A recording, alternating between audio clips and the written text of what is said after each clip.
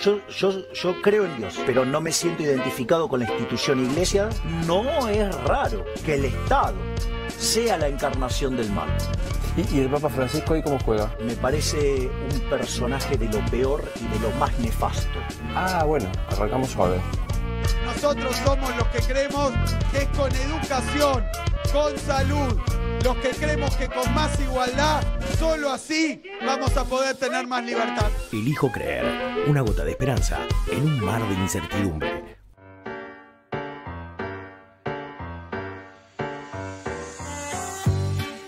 El título es que ayer hubo un intento de golpe de Estado en Bolivia. El presidente Luis Arce denunció temprano un posible levantamiento militar, publicó en redes que había movilizaciones irregulares, así lo dijo, de algunas unidades del ejército boliviano.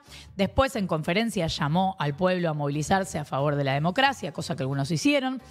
Hay quienes denuncian que fue un autogolpe, la justicia lo analizará, pero lo que se veía ayer generó miedo, generó conmoción y generó, por suerte, reacciones en las dirigencias de los países. Tanto miedo que hasta el gobierno argentino se pronunció a través de la canciller Diana Mondino. Todos los países de la región salieron a respaldar a Luis Arce. Lo hicieron a través de sus presidentes. Argentina lo hizo a través de su canciller, pero lo hizo. ¿Cómo empezó a gestarse lo de ayer? Había dirigentes que empezaban a advertir que el ejército de Bolivia quiere impedir una candidatura del expresidente Evo Morales para las elecciones del año que viene. Y señalaban a Juan José Zúñiga, general del ejército, porque decían que quería encabezar este intento de golpe. Entonces el gobierno boliviano avanzó en sacar a esa cúpula del ejército, y cuando estaba todo eso en debate, hace un par de días, escuchemos lo que decía en ese contexto el comandante general del ejército, Juan José Zúñiga, en televisión. Es un personaje que tiene en su naturaleza la mentira, el insulto, la difamación. Ese señor es un verdadero mitómano que utiliza la mentira como estrategia para intentar retornar al poder. Está en su naturaleza la mentira, el insulto, la traición, la hipocresía. Realmente es un personaje bajo para nuestro país. Qué pena que hayamos tenido ese tipo de autoridades y durante 14 años más todavía. No nos merecemos los bolivianos tener ese tipo de autoridades. En este caso, ¿cómo harían cumplir la Constitución? Con todas las herramientas y los instrumentos que nos otorga la Constitución política de la nación, del país, y las normas vigentes, con todos los instrumentos que nos otorga la patria. ¿Eso qué implica, por favor? ¿Detenerlo? Él dice matarme, dice, ¿no? Quieren bajarme. Dígame, por favor, ¿qué es todo lo que ustedes pueden hacer para que él no se habilite en contra de la Constitución, como dice usted? Nosotros somos un brazo armado del pueblo, un brazo armado de la patria. Explique, por favor, amplíe eso que nos ha dicho. Yo creo que se entiende. Somos un brazo armado de la patria. ¿Lo detendrían? Si el caso amerita, yo creo que sí. Ella re suavecita igual, porque él no está diciendo que lo detendrían, ¿no? Está diciendo algo mucho peor. ¿Lo detendrían? Bueno, al otro día en redes sociales las primeras alertas del MAS, el partido de gobierno, tanto del sector de Evo Morales como del presidente Luis Arce, que son parte del mismo espacio, el espacio socialista, eran cercanísimos. Arce era el candidato de Evo Morales para continuar dentro del gobierno y ahora son recontra rivales. Bueno, en las redes decían algo parecido. El presidente decía: denunciamos movilizaciones irregulares de algunas unidades del ejército boliviano. La democracia debe respetarse. Escribían varios de ellos y mostraban videos. También Evo Morales hacía lo propio. El mensaje de los dos era bastante parecido, aunque Evo Morales después empezó a poner un poco en duda el rol de Luis Arce en todo esto, pero decía: se gesta el golpe de Estado. En este momento se despliega personal de las Fuerzas Armadas y tanquetas en la Plaza Murillo, que es la principal, como que fuera la Plaza de Mayo, donde está la Casa de Gobierno. Convocaron a las 3 de la tarde, esto ayer, a reunión de emergencia en el Estado Mayor del Ejército en Miraflores. Convocamos a los movimientos sociales del campo y la ciudad a defender la democracia. Esto para decir que tenían una posición muy parecida. casi todos los que se han pronunciado ayer tenían un discurso muy similar, de esto no puede pasar. El vicepresidente, incluso David Choquehuanca, en el mismo sentido que el presidente Luis Arce, decía: denunciamos a la comunidad internacional que en Bolivia hay un golpe de Estado contra nuestro gobierno democráticamente elegido.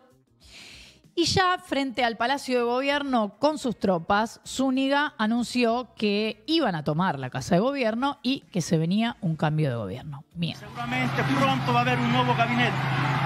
Las unidades militares están en posición de afronte. Todas las unidades.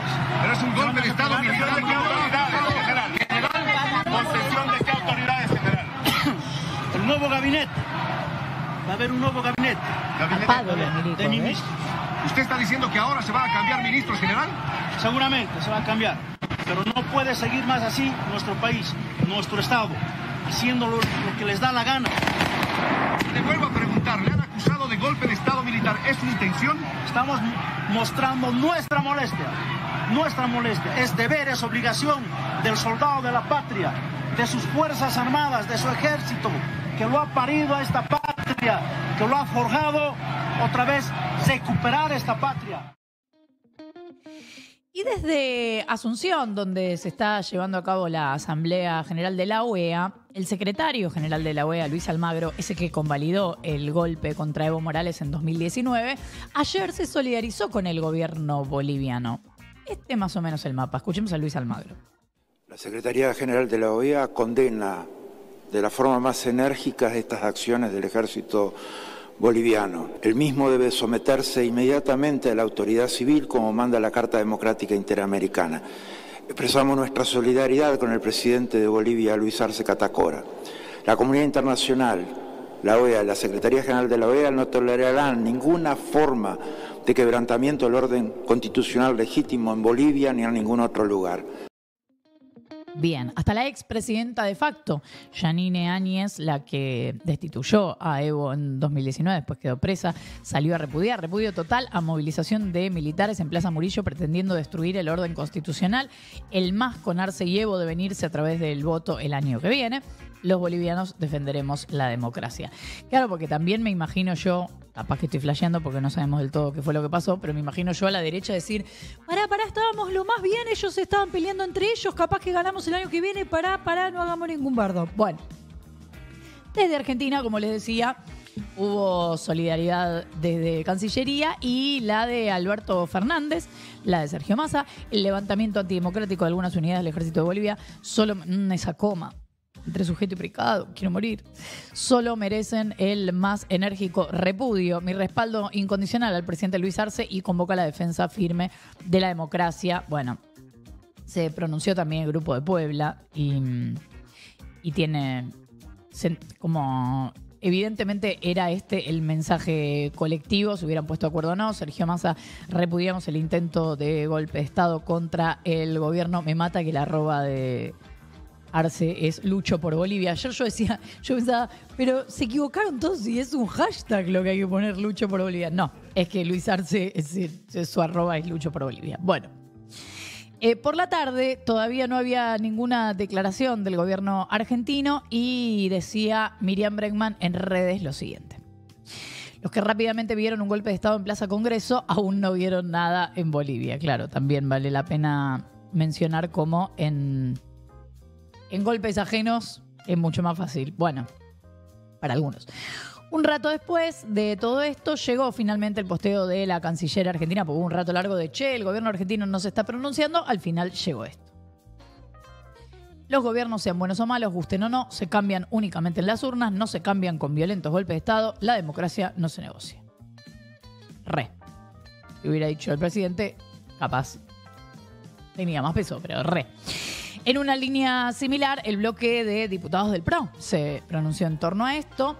Recordemos que en el golpe de 2019, ante el intento de golpe en Bolivia, el bloque de diputados del PRO reitera su histórica posición de defensa incondicional de la democracia, independientemente de las posiciones ideológicas y las simpatías o antipatías políticas. Claro, siempre hay que aclarar que el gobierno no me gusta, pero la verdad que esto es un golpe de Estado. Bueno, está bien. La política se pronuncia así. Hasta el momento no hubo declaraciones del presidente Javier Milei.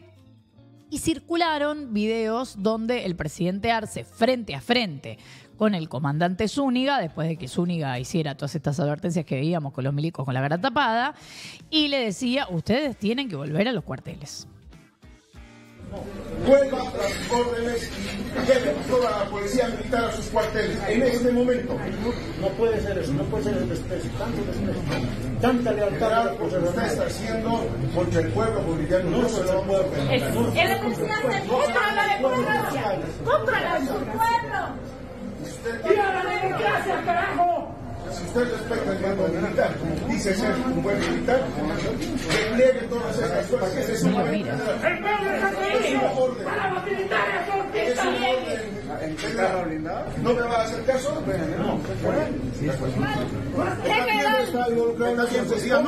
No. No. ¿Sabe qué es eso? Bueno, no, y por eso es un capitán general. No vuelva a la historia de las dictaduras. Bueno, el gobierno de Bolivia difundió un video con las palabras del presidente y decía esto. Firmes con nuestro vicepresidente, firmes aquí en Casa Grande para enfrentar todo intento golpista, todo intento que atente a nuestra democracia. El pueblo boliviano hoy es convocado. Necesitamos que el pueblo boliviano se organice y se movilice en contra del golpe de Estado, en favor de la democracia. No podemos permitir que una vez más intentonas golpistas se lleven vidas. Saludamos a las organizaciones sociales y las invitamos cordialmente a que nuevamente muestren el camino de la democracia al pueblo boliviano. ¡Que viva el pueblo boliviano! ¡Que viva! ¡Que viva la democracia! ¡Que viva! ¡Que viva nuestro presidente Lucho Arce! ¡Que viva! ¡Que viva la democracia! ¡Que viva! ¡Que viva el pueblo unido! ¡Que viva! ¡Muera el golpismo! ¡Que viva! Más tarde, Arce descabezó a la cúpula militar, les tomó juramento a las nuevas autoridades y después habló el comandante general y le exigió a Zúñiga, o sea, el nuevo comandante general, le exige al anterior que desista en el intento golpista para no derramar sangre en las calles, algo que sí pasó en 2019, habla José Wilson Sánchez. Nadie desea ver la imagen que estamos viendo en las calles. Nadie. Es por eso que ahora, en mi condición de comandante general del Ejército y en representación de los 3 comandantes de fuerza, pido, ordeno, dispongo que todo el personal que se encuentra movilizado en las calles deben retornar a sus unidades. Claro, el jefe les cambia el jefe a los tipos que están en la calle. En la calle se vio cómo los manifestantes en defensa del gobierno corrían a los militares que estaban ya en retirada, les gritaban barbaridades. La escena no es de multitudes, pero es muy violenta y asusta.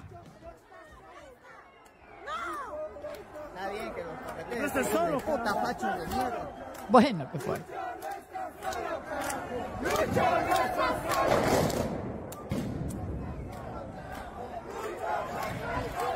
Bueno, la jornada termina con una movilización a favor de Arce, en defensa de la democracia, que era en definitiva lo que él estaba pidiendo al principio. También jugado que cuando los militares estaban en la calle, él dijera que la gente salga a la calle a defender, ¿no? Porque en definitiva estaba exponiendo, bueno, después ahí sí se juntó gente para esta movilización en defensa de la democracia. Y parece haber terminado la cuestión. Pero Zúñiga fue después detenido y antes de su detención tira esta frase de autogolpe. Y ahora algunos dirigentes, cada vez con menos timidez, entre ayer y hoy, empiezan a subirse a esta idea. El día domingo, en el colegio La Salle, me reuní con el presidente Y el presidente me dijo que la situación... No, yo venía. El presidente me dijo que la situación está muy jodida. Esta semana va a ser crítica. Esta semana.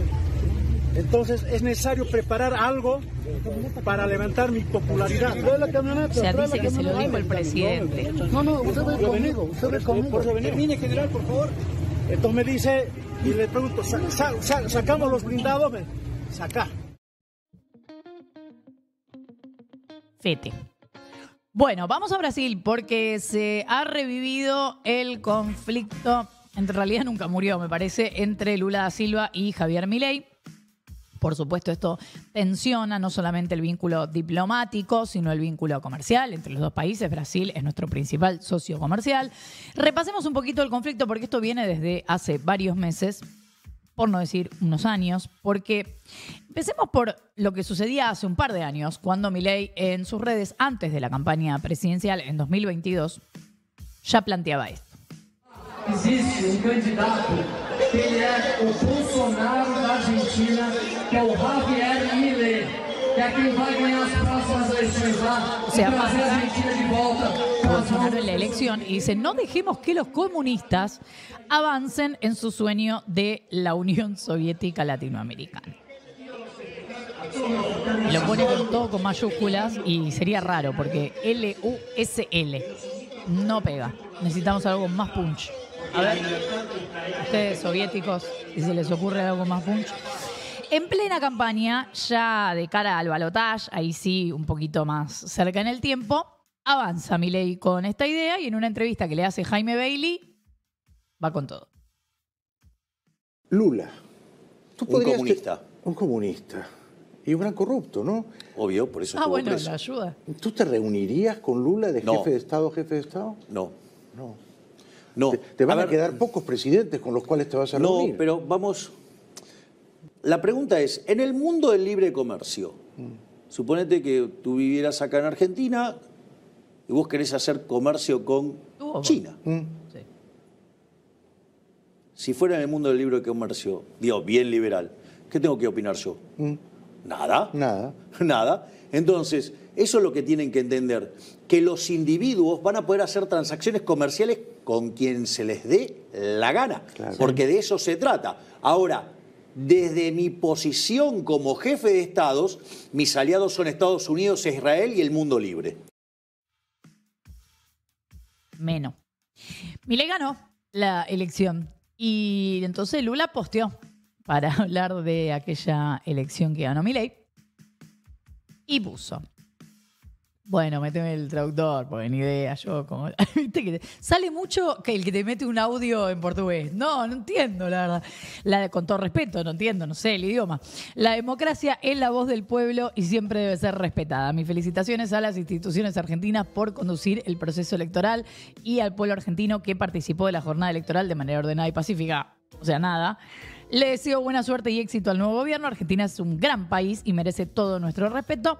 Brasil siempre estará disponible para trabajar junto a nuestros hermanos argentinos. Brasil, no el presidente de Brasil, ¿no es cierto? Esto fue en noviembre de 2023. Lula no vino a la asunción de Milei y así lo informaba TN en noviembre del año pasado. Lula no viene a la asunción del mando. Hablábamos de recomponer las relaciones internacionales. La relación de la Argentina con el Brasil es una relación importante, no solo por cercanía. La prioridad de la Cancillería. Exactamente. Y el comunicado es este. El presidente de Brasil, Luis Inácio Lula da Silva, no asistirá a la ceremonia de toma de posición del presidente electo Javier Milei el próximo 10 de diciembre porque se sintió personalmente ofendido por los insultos del argentino. Esto lo dijo hoy el asesor especial brasileño para asuntos internacionales, Celso Amorim.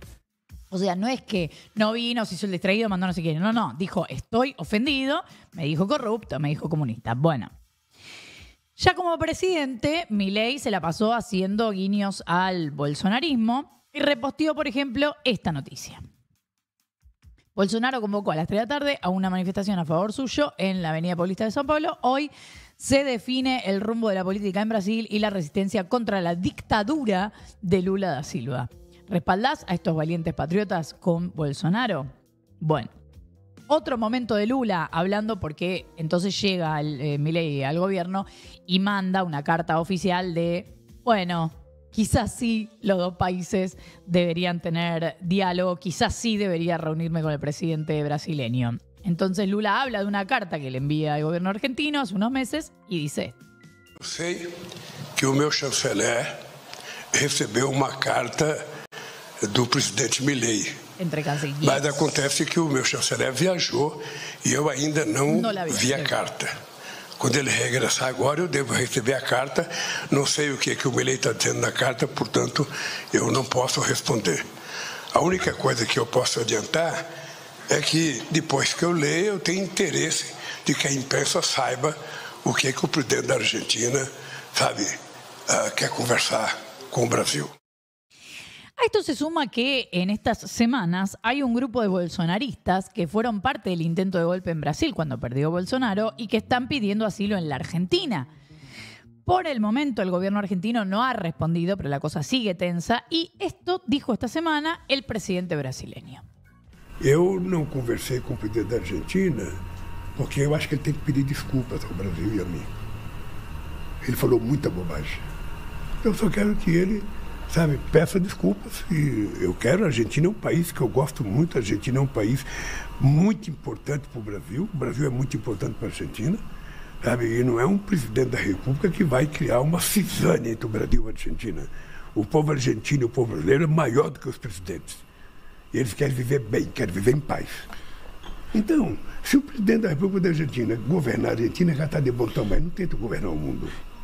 Y justo le ofrecieron a Scioli otro laburo, ¿te das cuenta? Bueno, responde el vocero presidencial argentino, Manuel Adorni, y dice, la verdad que Milei no tiene que pedir disculpas por nada. En el G7 con Lula no han hablado de manera bilateral, se han encontrado en un encuentro casual, se han saludado cordialmente como deben hacer dos presidentes de dos naciones y no hay mucho más para decir, digamos, todo lo que el presidente Lula pretenda. Bueno, está bien, está dentro de sus deseos y se lo respetamos, pero nosotros no hemos cometido ninguno, o el presidente en tal caso no ha cometido nada de lo que tenga que arrepentirse, al menos por ahora. Y vamos a recorrer gran parte de la región, porque este domingo los uruguayos van a internas para las elecciones presidenciales que van a ser en octubre. El Partido Nacional presenta 5 precandidatos, el Partido Colorado 6. El Frente Amplio, favorito, dicen las encuestas, presenta 3 precandidatos, Andrés Lima, Carolina Cose y Yamandú Orsi, y los 3 estuvieron ayer en el acto de cierre de campaña para las internas. Todo este preámbulo como excusa para verlo bailando al Pepe Mujica con sus 89 años, habiendo terminado hace pocos días su tratamiento de radioterapia por cáncer de esófago. Ayer subía este video.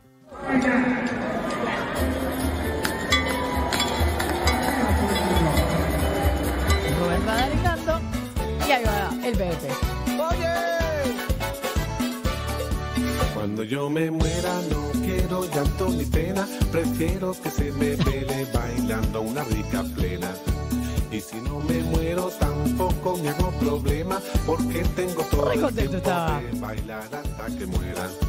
No quiero a la gente todita de negro. Bueno, si les interesa seguir toda esta rosca, pueden mirar la cobertura de los amigos orientales de Miedo al Éxito, que van a hacer una transmisión especial con dirigentes, periodistas, académicos, corresponsales en los búnkeres. Víctor Hugo Morales, de invitado especial. Mirá, ahí está la venta de todo lo que sucederá allí. Y hablando de elecciones, mañana hay elecciones presidenciales en Irán, elecciones adelantadas por la muerte del presidente en un accidente, y el domingo, también adelantadas, es la primera vuelta de las elecciones parlamentarias en Francia. Volvamos al terreno local, porque ayer empezó el juicio por el atentado a Cristina Fernández durante su vicepresidencia y pudimos ver a los 3 imputados, los 3 detenidos: Fernando Sabaj Montiel, el tirador; Brenda Uliarte, quien era su novia; y Nicolás Carrizo, el jefe de los 2 en el laburo del carro de Copo de Azúcar. Me tienen secuestrado, decía ahí en sus anotaciones Sabaj Montiel. Esa es la sala AMIA de Comodoro Pi. Va a haber audiencias los miércoles, así que esto va a llevar mucho tiempo porque estamos hablando de, en principio, unos 250, 270, este es Brenda Uliarte, 250, 270 testigos. Está Nicolás Carrizo. Y son fotos de Tomás Cuesta, ¿no? Y el primer testimonio fue el de Sabaj Montiel, que se prestó a todas las preguntas de la querella, las preguntas de sus propios abogados, la pregunta de quien hizo falta, en un ida y vuelta bastante largo y bastante impactante, porque estaba muy dispuesto a hablar y dar su versión. De hecho, en un momento la presidenta del tribunal le dice, bueno, ya nos vamos a ir yendo porque ya se hizo muy tarde. Le dijo, yo estoy para responder cualquier cosa. De hecho, ante las objeciones para que algunas preguntas se retiraran, él igual contestaba las preguntas. Quería contestar todo. Era como si hubiera estado esperando este momento para, en el mismo tono todo el tiempo, hacer alarde de la decisión que tomó de llevar a cabo este atentado. Él dice que hizo este plan solo. Todo el tiempo habla de atentado, de hecho, y que se lo contó a Brenda Uliarte, que en ese momento era su novia, pero que ella y Carrizo, dice él, están involucrándose porque, esta es su teoría, les paga Cristina Fernández para ensuciar el hecho. ¿Cuál era el objetivo del atentado y cuál fue el rol de Brenda Uliarte? Sabaj Montiel dice esto. Cuando excluyó al señor, dijo, decidimos con Brenda y utilizó la palabra atentado, realizar el atentado. Sí. Esto es así. Sí. ¿El atentado en qué consistía? Es claro, se contesta sola la pregunta. Sí, pero yo se lo tengo que preguntar, porque si no, no lo puedo inducir a que me conteste nada. Y su defensora me va a gritar, si no. Matar a Cristina. Matar a Cristina. Ustedes querían matar a Cristina. Me opongo. Está introduciendo la palabra nosotros cuando él mismo hizo explicación después, se fue refiriendo de otra manera. Bueno, corrección. Yo la quería matar y ella quería que muera, pero ella en ningún momento dijo preferiría hacerlo. Si bien en los chats dice prefiero ser yo la que lo haga, que esto es muy importante, yo nunca le planteé o le dije o le ordené a que lo haga. Nunca le di el arma diciendo hacelo vos, yo no puedo hacerlo. Ella quería ser más una espectadora del momento que una partícipe. ¿Cuáles fueron sus motivaciones personales para intentar matar a Cristina? Bueno, se escucha en sus dichos mucho discurso que solemos escuchar en algunos medios que no son responsables de esto, pero que tampoco actúan con responsabilidad cuando creen que no hay costos cuando se dice cualquier cosa. Bueno, esto es lo que, iba a decir, reproduce. Esto es lo que dice Sabaj Montiel. Si puedes dar algún detalle más en las razones de por qué llevaste adelante esto que nos describís. Bueno, más que personal es algo de interés público que tiene que ver con que, bueno, yo creo que yo soy el resultado o el factor de muchas fallas de la justicia. Yo estoy acá, si bien es por decisión propia, pero estoy acá también porque una parte de la justicia argentina no funciona. Entonces me cargué una mochila en la cual traté de pagar el precio de lo que otros no hicieron. Con respecto a la persona de la doctora Fernández de Kirchner, de que es corrupta, de que roba, de que hace daño a la sociedad y demás cuestiones que ya son sabidas, no es necesario que sean aclaradas por mí porque creo que cualquier persona siente lo mismo que yo, o la mayoría. Pero Sabaj Montiel no reconoce que lo que termina planteando, su mirada, es política, ni hablar de su accionar, y dice que es apolítico. Yo quiero aclarar que soy apolítico, antes que nada, que las bases o el incentivo por las cuales cometí el atentado no es tener una posición en las antípodas del kirchnerismo o estar en un sector contrario, sino simplemente que mantengo mi calidad de apolítico y lo seguiré manteniendo, y que los fines tienen más un tinte personal que un fin que pueda beneficiar a algún sector político. Y en los hechos. Después, para tratar de argumentar su teoría de que Carrizo y Uliarte reciben plata para inculparse, él dice que él tiene plata y que ellos no, y que entonces eso podría ser una demostración de que ellos necesitaban plata. Cabe resaltar que yo le digo la verdad, yo tengo una casa, tengo 5 autos, tengo dinero, no tengo necesidad de ser financiados. Ponerme a la altura de personas que cometerían un delito de tal gravedad por intereses y no por valores, me parece desestimarme. Es un acto de justicia y no fue un acto en el cual traté de favorecerme económicamente o por otro lado. Tiene más una connotación más profunda y más ética y más comprometida con el bien social que otra cosa. Repite mucho la palabra valores, la palabra ética. Pero es confuso porque después habla de su enojo con Cristina y hace referencia a su deterioro económico. Y esto es una sensación que parece de frustración. Y yo en lo personal me sentí humillado de haber sido una persona que tenía un buen pasar económico a ser un vendedor de copitos. Y si bien es un problema personal que no se lo puedo indilgar a otra persona o hacerla partícipe, de una forma indirecta, tiene mucha influencia. Entonces le pregunta el abogado de Cristina Fernández, José Ubeira, cómo es que dice que le fue peor con Cristina Fernández en el gobierno, las gestiones de Cristina Fernández, cuando esos 5 autos de los que él habla, él cuenta los años en que compró esos autos y son todos dentro del gobierno de Cristina Fernández. Entonces él dice, lo que pasa es que los autos estaban rotos. Y puede verse algo también en su, no sé cómo llamarle, justificación, en sus argumentos, de lo que dejó la pandemia en algunas mentes particulares, y cita a Eduardo Feynman. ¿Y vos cómo te llevaste con la época del coronavirus? Y es un fundamento más de lo cual cometí el atentado. Como se lo dije en el ámbito personal a ustedes, me parece que todas las muertes que hubieron por coronavirus, fue una frase muy acertada que dijo Eduardo Feynman, que dijo, ¿el atentado está conectado ciertamente con el coronavirus? Y le digo que sí.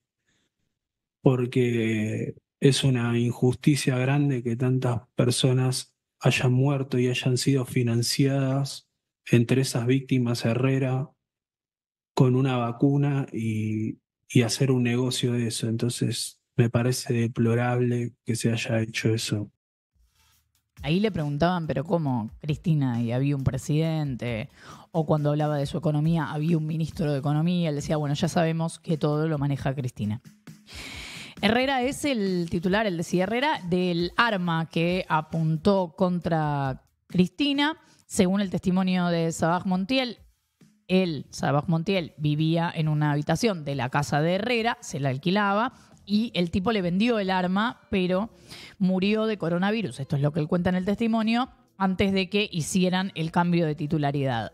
Hasta ahora, la única comunicación de Cristina Fernández sobre este tema, que ya va a llegar el momento de su testimonio, fue reposteando a Juan Martín Mena, hoy ministro de Justicia y Derechos Humanos de la provincia de Buenos Aires, que hizo todo un hilo que pueden ir a ver, donde detalla las principales claves de la investigación. Entonces dice todas las cosas que no cierran, porque por un lado uno ve un testimonio de efectivamente un tipo que quiso salir a matar y salió a matar. Dice que dispara una vez, que no le salió y que entonces no puede volver a disparar, listo. Pero un tipo que tenía la intención de matar a Cristina Fernández, lo dice él, lo reconoce él. Pero por otro lado, hay algunas cosas que no terminan de cerrar, que alguien tendría que explicar. Por ejemplo, dice Juan Martín Mena, el contenido del celular del atacante se borró al otro día del atentado, ocultando información imprescindible y estando en poder de la jueza. Nunca se profundizó sobre las supuestas organizaciones políticas que rodeaban a los atacantes. Sus integrantes se paseaban y fotografiaban con Patricia Bullrich, asisten hoy al Congreso, invitados por diputados del oficialismo. 15 días antes del atentado, en una reunión virtual, habían explicado cómo hacerlo, exactamente la misma mecánica del hecho que ejecutaron los atacantes. Un testigo, yo decir a Gerardo Milman, mano derecha de Bullrich, 2 días antes del atentado, cuando la maten voy a estar camino a la costa. Bueno, repasa distintas cosas para prestarle atención. En el relato de Sabaj Montiel, él no tiene nada que ver con ninguna de estas agrupaciones, lo cual no necesariamente tiene... viene a decir que estas agrupaciones no tienen nada que ver con él, en el sentido de que quizás sí tenían información de la intención de él y la aprovecharon. Estoy tirando teorías, porque son cosas que no sabemos. En otro orden, en este momento, salvo que se haya retrasado, pero creo que no, la Cámara de Diputados ya está sesionando. El oficialismo busca que se aprueben sus 2 primeros proyectos. La ley base es el paquete fiscal. Como los 2 fueron aprobados en general en las 2 cámaras, pero con modificaciones en el Senado, ahora la Cámara de Origen, la Cámara de Diputados, analiza si acepta los cambios del Senado o no. Hay algunas convocatorias a la Plaza del Congreso, bastante menos que cuando se trató en el Senado. La CGT no llamó a movilizarse. El gobierno se había planteado un objetivo muy ambicioso cuando en las sesiones extraordinarias del verano, esas a las que llamó, si no me equivoco, en diciembre, pero creo que empezaron en enero, planteó un proyecto de ley ómnibus de más de 600 artículos, ya lo venimos contando durante toda la semana. Tenía el gobierno inexperiencia parlamentaria, tiene, podemos decir también, algo de caprichoso, y ese plan quedó trunco en la Cámara Baja. La Libertad Avanza tenía los votos, todavía tiene, por ahora, del PRO, pero con eso no le alcanzaba, termina cediendo en las negociaciones con diputados llamados dialoguistas, es decir, hacemos coalición federal, algunos radicales. El proyecto ómnibus queda entonces reducido en su redacción a menos de la mitad, quizás las cosas que más le importaban al gobierno, y finalmente lo había aprobado la Cámara de Diputados. Después fue al Senado y se hicieron las modificaciones. Ahora, lo que se va a tratar hoy es el proyecto de ley bases, como vino del Senado, o sea que se aprueba o se rechaza, fin, sin ninguna... Eso se va a debatir, hablarán los diputados, están anotados 200, creo, de los 257, si van a hablar hasta cualquier hora, pero, salvo que alguno se baje, pero cuando llegue el momento de votar la ley bases va a ser a favor o en contra del proyecto que vino del Senado. En el caso del paquete fiscal es otra onda, ahora me meto en eso, pero no va a ser exactamente así el tratamiento. Trajimos un diálogo que expone la postura, llamémosle dialoguista, del radicalismo, por lo menos en diputados, porque en el Senado se juegan otras cosas. Está Lustó, que es el presidente del radicalismo, y tienen posiciones distintas. Bueno, también en diputados está Mane, bueno, en fin. Hay de todo un poco en el radicalismo, pero lo que manda en este momento es este discurso del jefe del bloque radical en diputados, Rodrigo de Loredo, que en una nota a Maxi Montenegro le dice esto. Lo de bienes personales, en cambio, es una política económica del gobierno. Yo se lo pregunté, ¿ustedes quieren ir por esta senda? Bajar los bienes personales. ¿Vas a bajar bienes personales? Le bajás impuestos a menos del 5% del sector más rico de la Argentina. El 80% de lo que recauda de bienes personales lo paga gente que tiene patrimonio de más de $1 millón. Es tu plan de gobierno, es tu plan económico. La gente los votó. Están parados con esto, en un loop, esto es un déjà vu, están parados hace 6 meses. Si quieren hacer esto, van a contar con nuestro acompañamiento. ¿Por qué lo aclaro? Porque a veces me atraganto, nos señalan de degenerados fiscales. Y mira la actitud que tenemos, es inédito. Entonces, sí se lo vamos a acompañar. No termina de entenderse la actitud del radicalismo, que por un lado vota una mejora para los jubilados de 8%, saca 160 votos, el presidente lo llama degenerados fiscales, la rata de siempre en el Congreso y demás, y ustedes lo acompañan con el paquete fiscal, que fue rechazado en el Senado, donde supuestamente estaba la expresión de los gobernadores que necesitan impuesto a ganancias y supuestamente iba a ser aprobado en el Senado. Sí. Y fue categóricamente rechazado. Entonces, Dos dicen, cosas bueno, para- ¿cuál es el acuerdo Bueno. con Milei para que usted lo acompañen, pese a que Milei los insulta de arriba abajo? Muy buena la pregunta. Y bueno, No hay ningún acuerdo con Milei. Es lo que nosotros sanamente creemos que le corresponde al gobierno y le hace bien a la Argentina. Ya lo vas a entender, diría Pato Bullrich. Claro, lo que pasa es que el paquete fiscal pasó a la Cámara de Senadores y en el Senado se votó la reincorporación de la cuarta categoría de ganancias que se había sacado el año pasado con propuesta de Sergio Massa y bienes personales. Esto que estaban hablando de esto, estas dos cosas, ganancias y bienes personales, cuando se votó en el Senado, los senadores lo rechazaron. Es decir, ganó la mayoría que ganó decía rechazado. Entonces eso vuelve a diputados y lo que dice el oficialismo es nosotros queremos reincorporar esto. Entonces acá no vuelve como pasa con la ley base, es que se vota lo que vino del Senado. Acá no. Acá se va a votar artículo por artículo, título por título, para ver qué pasa con ganancias y bienes personales. ¿Qué es un pedido de los gobernadores? Es todo un debate, porque hay gobernadores que piden una cosa, hay gobernadores que piden otra, gobernadores a los que les vendría bien y otros a los que no. Depende mucho de la situación de las provincias, pero también uno se pregunta qué pasa con aquellos que deciden, no solamente los gobernadores, fundamentalmente los legisladores, que dicen sí, como tal cosa beneficia a la provincia, entonces como todo lo otro me parece mal, pero tal cosa beneficia a la provincia, entonces voy a votar tal cosa. ¿Por qué importa más esa tal cosa que una legislación que nos queda para siempre y que es para todo el país? Cuando todos estamos dentro del país, incluso ellos que consideran que eso los podría beneficiar. Bueno, también en este centro que describe de Loredo, en contra de la ley bases, habla Esteban Paulón, diputado del Partido Socialista, dentro de Hacemos Coalición Federal, que tiene esta posición. Y encima a esta negociación que fue abierta, transparente y de cara a la sociedad, ahora se la tira por la ventana, la verdad que ya no queda ningún rastro de confianza. Y esto también impacta en los mercados, también eso es lo que ven los mercados. Ven una ley que era el gran proyecto del presidente, de gran reforma, que finalmente fue recortada fuertemente y aparte se aprobó por lo justo. Entonces todas estas señales, los mercados que tanto le interesan a Milei, también toman nota. Lo mejor que podría hacer el presidente es entender que hubo una negociación parlamentaria y dejar de insistir, más allá de quienes estamos en contra y vamos a seguir votando en contra de la ley porque creemos que no es una herramienta adecuada, pero hubo una mayoría que ya votó esa ley en diputados y en el Senado, y el gobierno lo que tiene que hacer es dejar que se concluya finalmente este debate parlamentario para dar vuelta a la página y nosotros también desde el Congreso poder avanzar en la aprobación final de la nueva fórmula jubilatoria, los fondos de las universidades para el incentivo docente y otros temas que tenemos todavía pendientes.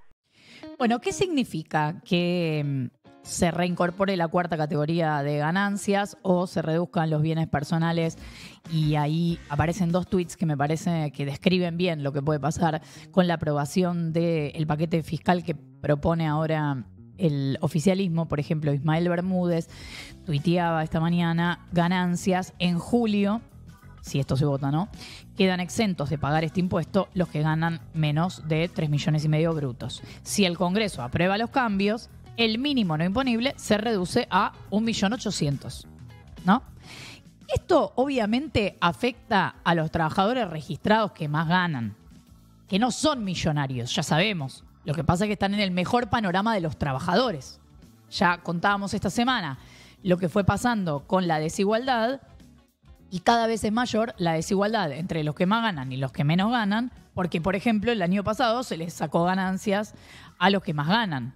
Entonces, en ese universo quedan mejor parados.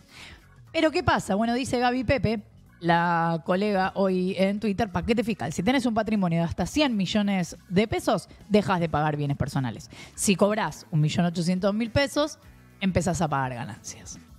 Bueno, la desigualdad la trajo con fuerza el gobierno militar.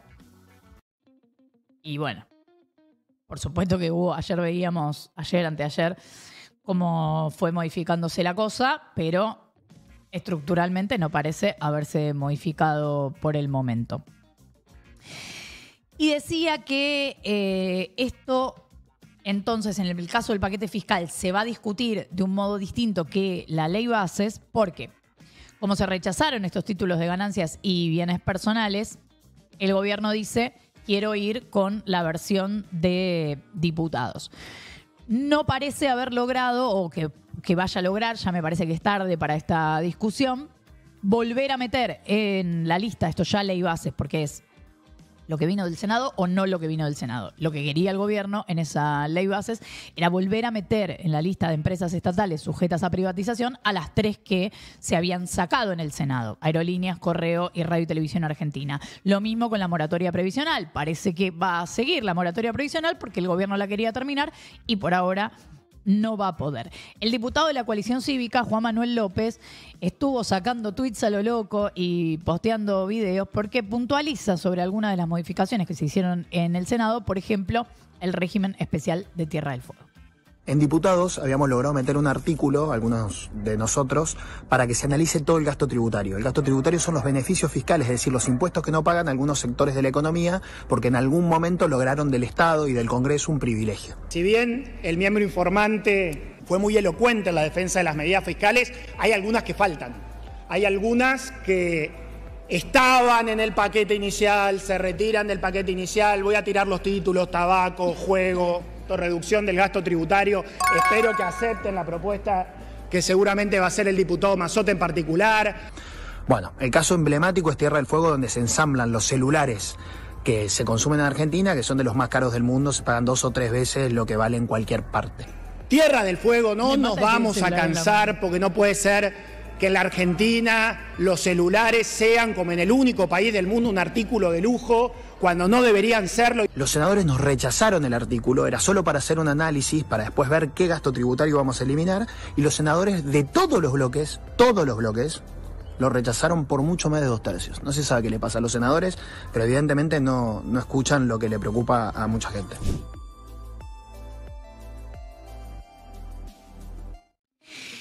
Está bien que demos esta discusión. Lo que pasa es que ¿cuánta gente sabe qué es la ley bases? ¿Cuánta gente registra quiénes son los que votan qué cosa?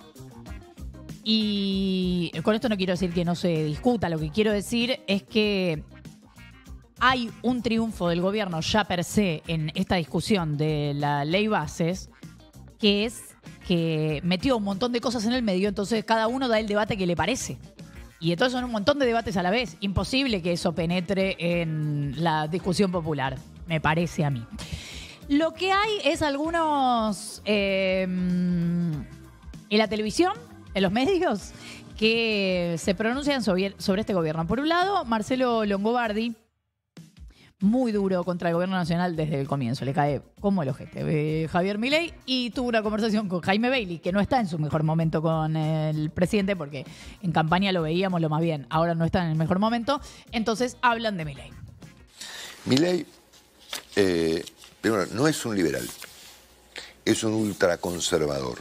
Bueno, se llevó mira, este es el titular de la nota. ¿Por qué? ¿Por qué no es un liberal y sí es un ultraconservador? Porque repite 4 o 5 frases hechas, 10, ponerle como mucho, de Murray Rothbard, un chanta, sí, ¿ok? De otra gente menos chanta, como Mises o Hayek, al lado de Lombardi, pero repite 4, blanca, 5, 10 frases hechas todo el tiempo. Él está mucho más cómodo con Marine Le Pen que con Obama, ¿no es cierto? Es decir, es un tipo muy ultraconservador que sueña con la... Él tiene en la cabeza una suerte de utopía retrospectiva. Él imagina que Argentina debe volver a aquello que fue en 1880, ¿no es cierto? O sea, un país agroexportador,